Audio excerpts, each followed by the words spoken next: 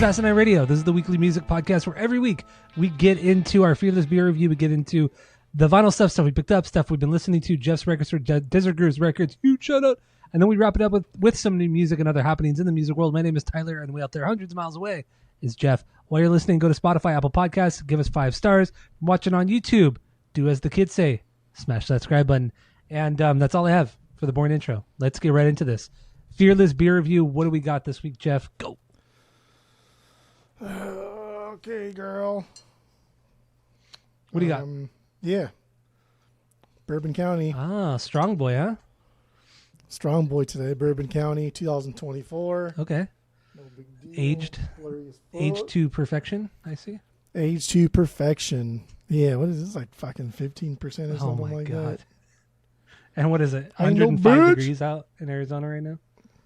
Yeah, it's so good. Miserable. Disgusting.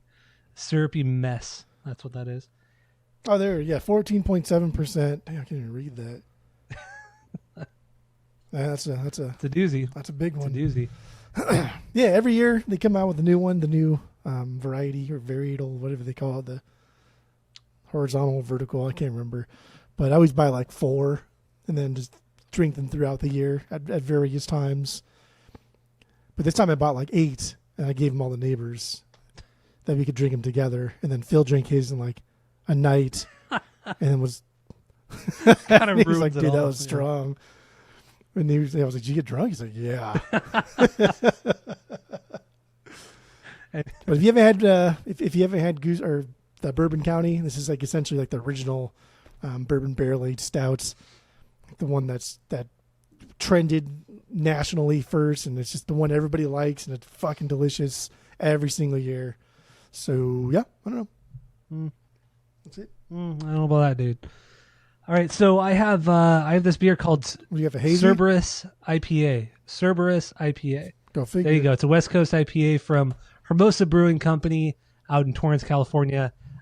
This is like I said, West Coast IPA. Oh. It's 6.66 ABV, so that's something, dude. And yeah, West Coast with Mosaic, Idaho 7, and Strata hops. There you go. Not excited for this. Look at this bitch right here. Oh my god, dude, that's fucking straight up oil. Straight up oil right there in that glass. Dude, it smells so good. This is nobody ever about stouts. Stouts are gross. You're like the only person who's just like Stouts and sours, man. Stouts and whatever, sours are for not whatever good. reason, like you just won't stop being a bitch all the time. Okay, I don't don't know like what it chocolate is. really, and I don't like coffee, and I don't like chocolate. coffee. That's Love what coffee. stouts are. Chocolate and coffee. I eat chocolate like literally like once a year, and that's during Halloween time because I'm sitting out there passing out candy, Yeah. and so I just munch on it. But that's it. Yeah, I don't eat it very often either. So there you go. Don't enjoy it. But anyway, yeah. Cerberus IPA. Did you hear what I said? What the ABV was? I did. That was amazing. 6.66. There we go. I figured you would hate it. So, but I thought I'd get a bigger reaction from you, but apparently not. It's always I always think whenever brewers are doing anything like that, it should always be like 666. But then I wonder how difficult it is to even achieve that. I imagine it can't be that difficult. The top breweries have like made this down to a science. So I can't imagine it's that difficult for them to give a very specific ABV. That's true. But yeah, stupid marketing. So here we go. Ready to start drinking? Yeah, let's do it, kid. Okay, here we go. Careful, Tinks.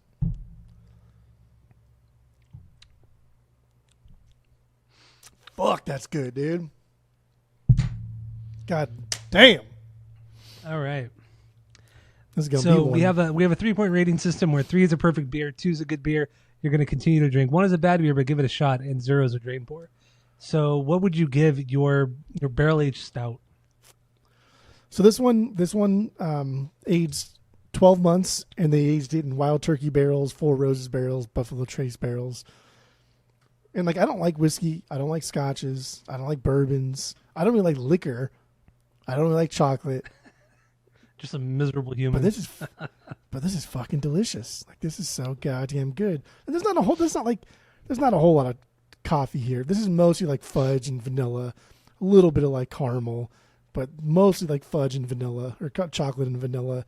That's the biggest taste here. And obviously, like the back end, you can taste the whiskey from it being in the barrels. But yeah, this is what, if like Pliny the Elder is what all like double IPAs want to be, this is what all stouts want to be. Like this is the best. There are stuff that are probably better than this that are just way more unique and aged whatever, but like this is the flagship, right? This is the Pliny the Elder of stouts. This is a 3 out of 3, no problem. Oh my God, you gave it a 3 out of 3 every year. Absolutely. Oh my God. Oh my God. All right, so my Cerberus. Oh yeah. My Cerberus IPA. This is terrible. This is fucking terrible.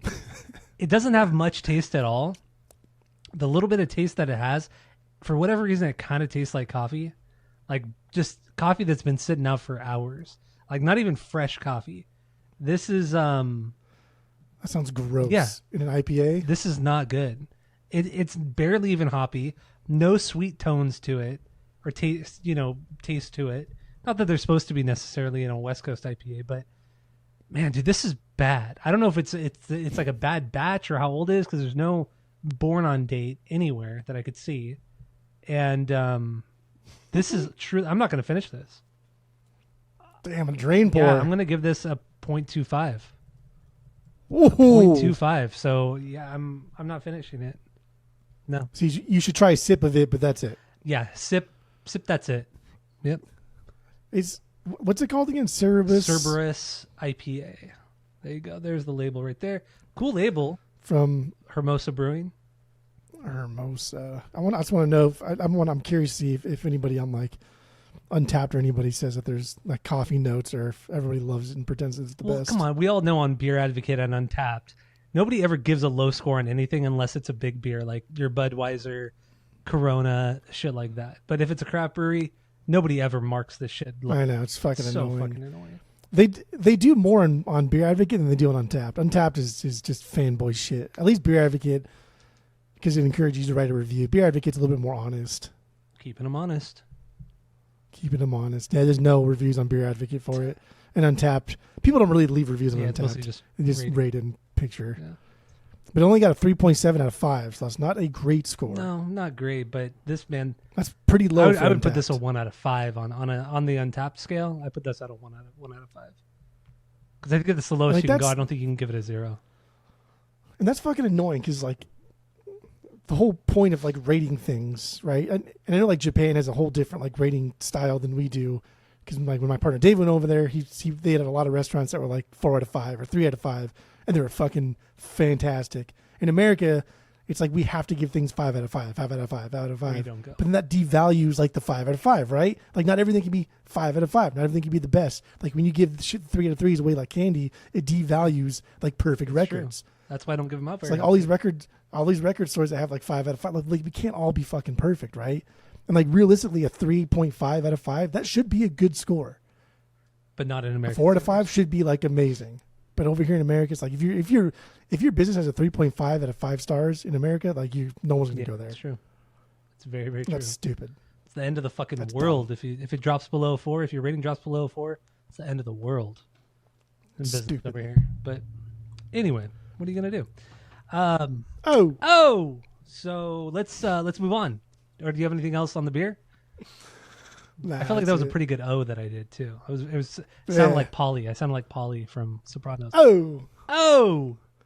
Always goes like this. I'm at the part right now where Polly's mom's getting bullied by the old ladies in the nursing home, and the lady's like, well, like she's kind of a tattletale, and Polly like it cuts to his face, and he's like, oh, like my mom's a rat. Then he bullies the principal to have his principal talk to his mom, and it's the whole thing. It's funny though. Great show. Anyway, great show. Just restarted it myself. So good. Anyway, let's move on. Some vinyl stuff we picked up, stuff we've been listening to on Jeff's Record Store, Desert Grooves Records. Huge shout out. So what do you got? Go. There we go. This bad boy. And everybody's really excited about this one. It finally got repressed. The other pressing was like a 2015 RSD, and it goes for like $200. Stupid. Dumb. Because it's like that's not even an original, right? 30 years after this record came out. It's stupid. So it got repressed. It was like $25-$30. So happy about that. We did that on the pod during mediocre season, apparently. And it was... No, we didn't call it mediocre season. What did we call it? Not plain old people season. What did we call that season? I don't remember. We called it something kind of... Yeah, vanilla-ish. Not vanilla season. Yeah, it was something. It was something, dude. But I love this record. I think it's amazing. It's just good kind of like shoegazy folk music of this time, and it's great. He's a great songwriter. He's a great storyteller, and he writes great fucking melodies. I don't give a fuck. Should give a fuck, but moving on. I don't. All right, got this bad boy. Simple Plan, baby. I heard about this. I'm addicted to Renee you. told me about this.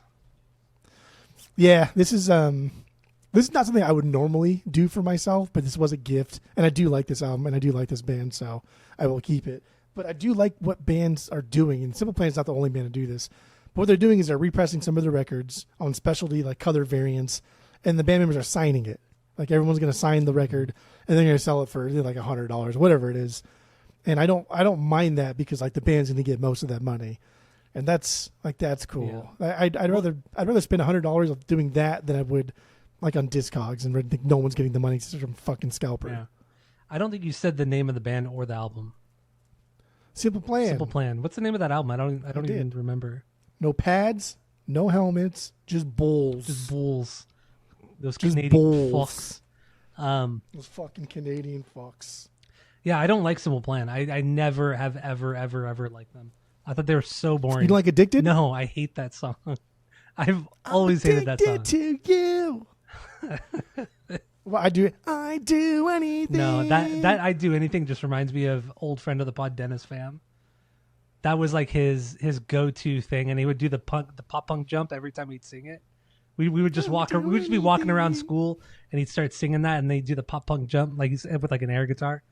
So such a silly boy, Dennis. Simple Plan's always been that band that like if they were like third on the bill, because I don't think they should ever be headlining anything, and nor do I really think they should be the next like the opening act for the headliner. I think like a third bill would be like dope. Like if it was like Simple Plan, and then like Alkaline Trio and Blink, I would go watch Simple Plan. That'd be decent for them. Yeah, makes sense. Like I would never pay money to go see Simple Plan as a headliner unless like somebody really really good was opening for them. But Simple Plan's a good three-biller. Good three-biller, yeah. Okay, I like it. Good three-biller. I like it. And you said just a few minutes ago that you like now that bands are selling like special edition records like that, all signed by the band, and then when Smashing Pumpkins do it, that's where you draw the line. You're like, this is fucking bullshit. Oh, I'm not gonna pay $300 for this, $500 for this box set. It's because they always do it. It's like fucking hell. Smashing Pumpkins are just like the alternative version of like Taylor Swift and what she does with all her fucking records. Yeah. Good God. But Smashing Pumpkins do sell out every time they sell that's an fucking autographed annoying. one. So it's annoying. There you go. Like they're not even dead. You're not even dead, dude. And it's only 3 of the 4 original members. So dumb. Oy vey. That's like The Weeknd. The Weeknd had one of his records. He signed a bunch of the copies, which really means like he didn't probably sign them. Like somebody in his team signed all of them, but they go for like $200-$300. Like, dude, he's not even fucking dead. Yeah. Like he's still like alive and very young, and he's going to be signing and even worth like Taylor Swift. Like anything signed by Taylor Swift, it's like, my God, she's not even fucking dead. Yeah, it's really stupid. Selling for that much. Whatever. Also, real cool though. A real quick story.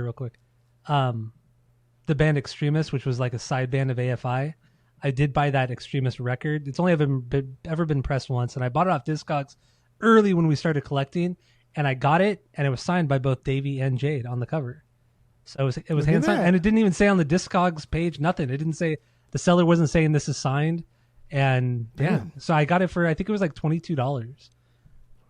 So you got it for a reasonable price, and they easily could have like doubled or tripled that because of the autograph. The 2 autographs, yeah. So I like that guy. I like that seller. I know. Good stuff. That was a fun story. So anyway, continue the joke. Anyway, here we go. What do we got there? The Queers, baby. What album is that? Songs for the Retarded. There we go. I love Songs for the Retarded. Or no, for the Retard. Yeah, it's retarded. It's spelled weird. Yeah, this came through my store. It's an original in the shrink. This is, I think this is the first time this is like their second record, early 90s. This is the first time that they worked with Ben Weasel. And so from here on out, the Queers are essentially just like Screeching Weasel, but the Queers very, very much want to sound like the Ramones. Yeah. And I do like this record a lot. The Queers have so many records. Pleasant Scream's like my favorite just because for whatever reason I found that when I was downloading shit. I do think it's really good. And this is another one too that when I was downloading stuff, this is a record that I downloaded early on, and so I've always liked it. LimeWire days. Pleasant Scream's definitely my favorite. Yeah, LimeWire days. I didn't use LimeWire that much. Mine was Kazaa, okay. as we talked about. Yeah, it's pretty much this. It was Napster, and then Napster got shut down. Then it was LimeWire and Kazaa. Yeah, it's the way it was. It's the way it was. But yeah, I think people our age, a lot of us got into random music just by downloading songs off of one of those fucking pirate sites. That's just what it was. It's cool. Because you could search for things too, and it would tell you, like on Kazaa too, it would say like, who are you downloading from, and like Jimmy Neutron, and then it would show like what else do people download from Jimmy Neutron the most, and like that's what I would go like, oh, everyone likes this record, I'll do that. And like that's why I download like AFI, just because like I was downloading Less Than Jake, and then people liked AFI. It's like, fuck, I'll download that too. There you go. Fuck, it's free. Took a whole day to download an album, even longer. It took a while. I do that at night because everyone's on the fucking phones during the day. True. All right, what else we got? Cool. And last thing here is this bad boy. I Am the Avalanche, the first record. Why is it all blurry? I don't know why yours is all blurry, but whatever. I'm the Avalanche. He's still trying to see me. Yeah, probably. There it is. I'm the Avalanche. This is their first record. This was my favorite record for a long time, long time by them until like in the past 6 months or so. I've really taken a hold on Avalanche United. Oh, it's way better. Avalanche United has become like one of my like desert island records because it's so like it hits so hard. I also think too because there's a lot of nostalgia. That's why I like Bayside too a lot. Because like Renee first started going out, the first concert we went to was a Bayside I Am the Avalanche Saves the Day concert. Like that was the first one that we went to. Like, so like there's a lot of nostalgia there. But fuck man, I really love I Am the Avalanche. Just good fucking punk rock. It's great, man. I just got that record. We got it at the same time. So barely though too, because it sold out pretty fucking quick. But we got it. Yeah, because the fucking original is like $400. Silly boy time. That's the only shitty thing that is that this one repress is not sanctioned officially by the band. It was something that Drive Through Records decided to do without the band's permission. So the band said, please don't buy, or we don't want you to buy it, but if you want to, you can. Of course we can. Fuck you. So. And then like that's my only critique of I Am the Avalanche over the course of their career. I like all their music. I like their personalities. I like what they do like off camera and off site. And I like how emotional they are. But that was just tone deaf. That was stupid. Like, bro, you know that the original's like 2011. Like, this get the fuck out of here. It's like, you know, this record goes for like legit $400. People try to sell this shit for $400. Crazy. And like it's the pool that the amount of people that even want this record is so small. None of us are going to pay that. And for you to come out and say like, oh, this is not something we sanctioned. It's like, so? And they said, but like, we're going to re-record the whole thing and you can buy that. I was like, okay, I will buy that too, but fuck off. Like, don't tell me what I can and can't buy. And then they turned all the comments off too on that post. Of course. Yeah. Cause they've been roasted. Yeah.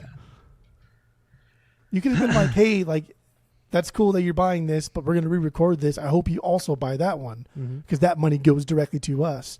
And that's something like, fuck yeah, I'll buy that. Of course, I'm probably going to buy that. Or do what 18 Visions has been doing over the last few years, where they re-record their whole record, and then they release it as one whole package. So one LP is the original, the second LP is the re-recorded version, and I love that. Oh, that's money. Yeah, so I got Vanity. I got their best record, Vanity, both versions. I got I Let Go earlier this year, and then I just bought Until the Ink Runs Black. And I already had that on vinyl, but I wanted the re-recorded version that comes out next month. So I bought that, and I'm going to sell my old copy now. Because now I'll have both copies. That's a good idea. So now I'll have both copies. So it's like, fucking why not? Like 18 Visions do it the best way. They've done it the best way. That would devalue the original tremendously. Yeah. It would make the original like a $50 record at most. Because it's technically not like a true original because it came out after the record was released. So who the fuck even cares? Who even wants that shit? And also with the 18 Vision one, the Not I Let Go. That's the name of the fucking song. What am I? Obsession. This album is Obsession. With that album, that had never actually been pressed before. So this was its first time being pressed, and they re-recorded it on top of it, so it came as a double package. So the first time on vinyl, you get the original and the new version. Love it. That's Love good. 18 Visions for I like that it. shit. So I don't know. I think every band should do that. I mean, Atreyu should do that with The Curse. Comes out next week. Just repress the fucking original version, and then put the re-recorded version on it. It's stupid. It's stupid that they don't do it. It's stupid not to. Especially if you're a smaller band like that. Why not? Just fucking do it, man. It really boils down to just like ego, right? Like Atreyu's not going to do it because like 99% of the people that are going to buy that double album are probably never going to listen to the remix. They're just going to listen to the original. But then it's like, who cares, dude? People are still buying your shit. You can charge $50, $60 for it, and like I'll still fucking buy it too. Like I don't really want the remix, but if I have to buy both, like I'll buy both. It's like the same price. Listen to it once and forget about it. It's the same fucking price. Why not? And it's not like 18 Visions are, charging extra a shit ton amount more, and it's still like $36 for essentially 2 records. It's not bad. $36. It's really, really, really not bad considering how expensive vinyl is now. So It's true. Really not bad. That is true. But anyway, let's move on. Let's move on. So is that all you got? That's it. Okay. That's it, Hair in girl. my mouth. There we go. All right. First things here. First things first, dude. First things first, dude. That's the no list. So I have Sinatra at the Sands. Here we go. We did this on the podcast a couple months ago, and I've had it since then, but this is the first time I've listened to it since I got it this week, or since I got it. So yeah, I don't know. If you want to hear us talk about Frank Sinatra and this particular live record, get into it. This is from 1966, and double album, double LP. Check it out. Get into it. Sinatra at the Sands. Do you have any other Sinatra? Just that? I've Come Fly With Me. Or Fly With... What's that record? Come Fly With Me. That's the only one I have. Come Fly With Me. Is that because your mom gave it to you or because you like it? I got it for like $1 at White Rabbit when we first started collecting. It was $1. Come on. So... It's fine. Next thing here is brand new. The Devil and God Are Raging Inside of Us. I've had this for probably like 2 months now. I got this with that giant punk collection that I picked up out in Brea that I brought out to your store. This is one of the records in there, and I do like this record a lot. And it's not my favorite, but it's still fucking fantastic. I don't know why you don't like it since you're such a brand new man now, but this is a lot of people's favorite fucking record of all time, and I would disagree. I don't get it. I would disagree. So, Devil and God, there you go. Got this one. It's a repress, obviously. Music on vinyl. So I ended up getting rid of the music on vinyl like outer sleeve because it was so fucking damaged and fucked up. So, put one of those. You fold it up and stick it inside. I did. It's in there. Don't worry. Look at you. Inside. It's Dang, inside. girl. It's inside. Don't worry. I got it. I actually spun Deja the other night too, like on Saturday or something like that. Deja's the only one you have, right? You don't even have Weapon, right? No, I've never even seen it. I don't even know if they have like a later repress for a decent amount of money. But if I ever saw it like at Nichols, I'd buy that. They were selling it at the brand new show that I went to, though. But oh, cool! Thanks for picking one up for me. But if you remember what I told you, I wanted to pick it up, one for each of us, but I wasn't going to wait in line for probably an hour and then miss the whole fucking band play because I'm waiting for a fucking record. I don't care if you missed the band. You don't care. I wanted the repress. So yeah, they were selling at the show. They're probably, I don't know how much they were selling it for, but probably like $50 or some crazy amount because they're dumb. It's always more expensive at the shows. Of course it is. Which I've never understood. like just liquidate them, dude. Get them out, right? Like make your money back on that shit. Mm-hmm. Whatever. What do I know? All right. So the last thing here, finally got around to listening to this Iron Maiden Live After Death live record, mid 80s during the Power Slave era, the Power Slave tour, I should say. Peak Maiden. Yeah, this is peak Maiden. I mean, Power Slave is their best record. Easy peasy. So got this one from your record store. Maybe was this your old copy? I don't remember now. No, we just ended up getting like 3 copies all at once, and I took one, and then you got one. Yeah. So got this one. I mean, Bruce Dickinson is so annoying. He's so fucking. He's more obnoxious live than he is on record, which is hard to do. It's too much. Too much vibrato, man. Just fucking relax. So, but yeah. Anyway, Live After Death, great fucking set.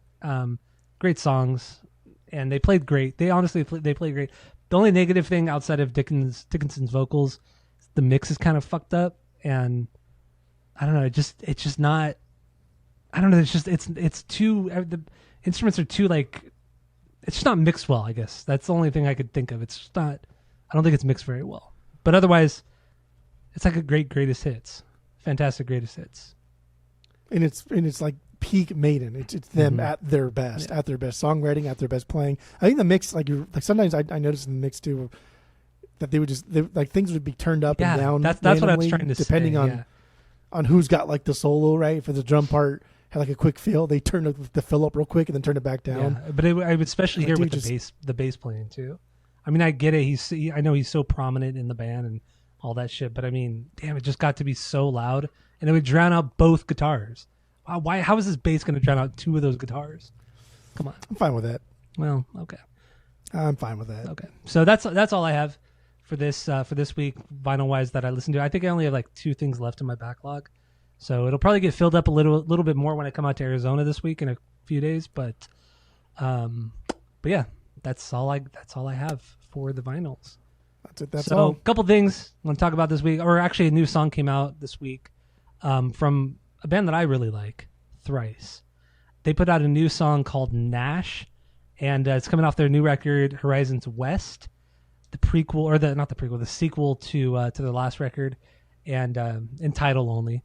But yeah, I like this song a lot. It's really good. It's very Visu. It's very Alchemy Index. Did you actually listen to it?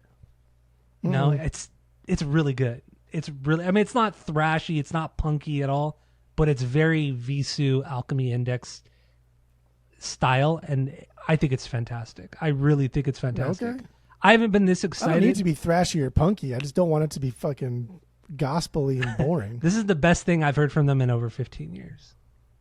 I really, really like this new song. I had such low expectations for this new single, but I'm stoked for it. We'll see if I'll buy the vinyl. I'll wait until after I hear the record to buy it. I'm not going to get crazy again, but yeah. So there's that. And then, by the time people actually listen to this episode, Ozzy Osbourne will have already been dead for 2 weeks. It's already been a week, but the way we're recording and everything. But yeah, Ozzy Osbourne died. There you go. Everybody's been talking about it. We've been talking about it. Crazy. It's just one of those people you just never expect to die. It just feels like they're going to be there forever. But yeah, Ozzy's dead. Really, I mean, again, we'll go into it in different capacities, but like the Osbournes is kind of what got like a lot of our generation into, if you didn't like music, but like who the Osbournes were, who Ozzy is, you know about his whole family. And it's like never once did I ever watch the Osbourne thing like, damn, I fucking hate Ozzy. It was always like, I was like, wow, he's like the most normal guy on the whole show, the most normal person on that show. Like, wow, he's so nice, he's so cute, he's so adorable, like this fucking guy, and just the most like lovable man in all of metal. And it did seem like he was gonna live forever. So like, yeah, obviously like nobody does, and like we knew everybody knows he's gonna die at some point. Surprised he wasn't already dead before that show. But it was still kind of like, damn, really? Yeah, I remember there were actual like legit bets, like in Vegas, saying like if Ozzy was gonna die on stage or if he was gonna die just before the show. Like there were legit bets going on for that. But yeah, 2 weeks. He dies 2 weeks after that final performance, and and then like right when I told Tammy, she was like, "Did he get euthanized? Was it assisted suicide?" I'm like, no. And she's like, I don't know. I think it was. I think he probably went to Switzerland and got the assisted suicide. I said, what are you talking about? She's like, look it up. Is it legal there? Yeah, it's legal in Switzerland. And she's like, look it up. They've been talking about it for years. Him and Sharon had this suicide pact back like years and years and years ago. And I looked it up, and sure as shit, man, it was everywhere. And then even Kelly Osbourne, it was brought up like 6 months ago, the suicide pact thing. And Kelly Osbourne like had to come out in like do like a statement saying, you know what, my dad's not, the suicide pact thing was said as a joke one time in an interview, and it's not real, blah blah blah. So a lot of people were running with the assisted suicide thing, but I'm like, who even gives a fuck off, dude? Like, it's not even any of our business whether or not this guy wants to or doesn't want to. Like, crazy. But I do support assisted suicide. I do support it. Absolutely, 100% support that shit. But yeah. Anyway, Ozzy is dead. The Brummy is dead. So, I kind of made me want to go back and watch the Osbournes again. I watched it growing up when it came out, and I don't know. I kind of want to go back and watch and see how stupid it is, because now my Instagram and my TikTok feed are just flooded with clips from the show. And one of the best ones, which has always been one of my favorites, is when he's so drunk out of his mind and he comes out of his little studio and he's like, where the fuck is my beer? Where the fuck is my beer? Who stole my beer? And he's so, you could just tell he's slurring his words. And then Sharon comes out and she's like, I don't know, nobody stole your beer, Ozzy. I think you're the beer thief. You're the beer thief. And then he goes, just makes a fucking noise. That's like my funny. favorite. My favorite. It's so good.